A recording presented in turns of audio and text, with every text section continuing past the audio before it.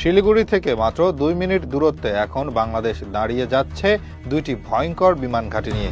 ভারতের বুকের ঠিক পাশ ঘেঁষে বাংলাদেশের লালমনিরহাট আর ঠাকুরগাঁও, এই দুই জায়গায় এখন গড়ে উঠেছে এমন এয়ারবেস যাদের প্রভাব ভারতের সামরিক মেরুদণ্ড কাঁপিয়ে দিয়েছে।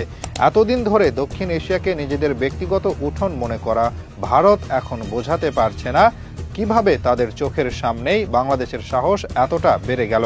কারণ এই দুটি বিমান ঘাঁটি চালু হওয়া মানে ভারতের শিলিগুড়ি করিডোরের নিরাপত্তা এখন বাংলাদেশের সরাসরি নজরদারির আওতায় চলে আসা। লালমনিরহাট বিমান ঘাঁটি, যেটি স্বাধীনতার পর প্রায় পড়েছিল অবহেলায়, আজ নতুন করে নির্মিত হচ্ছে। সঙ্গে যুক্ত হয়েছে ঠাকুরগাঁও, আরেকটি কৌশলগতভাবে ভয়ঙ্কর গুরুত্বপূর্ণ পয়েন্ট।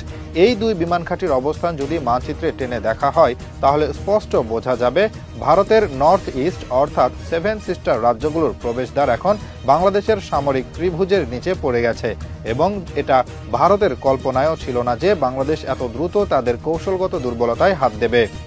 লালমনিরহাটের অবস্থান শিলিগুড়ি করিডোর থেকে মাত্র ৩০ কিলোমিটার দূরে। ঠাকুরগাঁওয়ের দূরত্ব প্রায় একই। দুটি ঘাঁটি মিলিয়ে উত্তরবঙ্গ হয়ে উঠবে বাংলাদেশের আকাশ প্রতিরক্ষার প্রথম লাইন। এখানে বসবে আকাশ নজরদারি রাডার, যুদ্ধ বিমান স্কোয়াড্রন, ড্রোন ইউনিট এবং সামরিক লজিস্টিক্স সাপোর্ট সেন্টার। শুধু তাই নয়, এভিয়েশন ট্রেনিং, গবেষণা ও উৎপাদন কেন্দ্র তৈরি হবে, যার মাধ্যমে ভবিষ্যতে বাংলাদেশ নিজস্ব সামরিক ড্রোন ও যুদ্ধাস্ত্র উৎপাদনে স্বাবলম্বী হবে।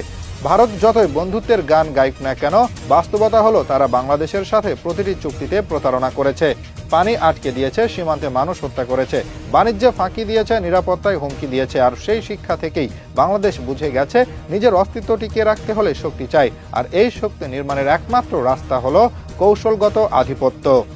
এই দুটি বিমান ঘাঁটির বাস্তবায়ন শুরু হয়েছে সুনির্দিষ্ট পরিকল্পনায়। শুধু রানওয়ে নয়, radar complex, command control centre, drone launch site, aviation university সবকিছু একসাথে গড়ে তোলা হচ্ছে। ভবিষ্যতে এখান থেকে বাংলাদেশ দূরপাল্লার নজরদারি, আকাশ প্রতিরক্ষা এবং জরুরি রেসপন্স সক্ষমতা বাড়াবে। ভারত জানে বাংলাদেশ যদি এই ঘাঁটিগুলো পুরোপুরি সক্রিয় করে ফেলে তাহলে শুধু শিলিগুড়ি নয়, পুরো উত্তর পূর্ব ভারত বাংলাদেশের রাডারের ভেতরে চলে আসবে। এখানে আন্তর্জাতিক বিনিয়োগ আসবে। সৌদি আরব, চীন, কাতার ইতিমধ্যেই আগ্রহ দেখিয়েছে। অর্থাৎ শুধু অস্ত্র কেনার উপর নির্ভর নয়, বাংলাদেশ এবার নিজের প্রযুক্তি নিজে বানানোর পথে হাঁটছে। ভারতের মিডিয়া এখন মিথ্যা প্রচার করছে বাংলাদেশ চীনের কলোনি হয়ে যাচ্ছে, কিন্তু বাস্তবতা হলো বাংলাদেশ এখন নিজের নীতিতে চলছে। যে দেশ উন্নয়ন দেবে, প্রযুক্তি দেবে, স্বাধীনতা দেবে, তার সাথেই বন্ধুত্ব করবে।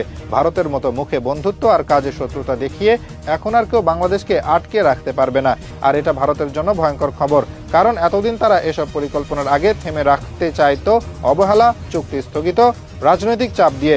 কিন্তু এখন বাংলাদেশ বলছে তোমার বন্ধুত্ব নয়, আমাদের স্বাধীনতা চাই।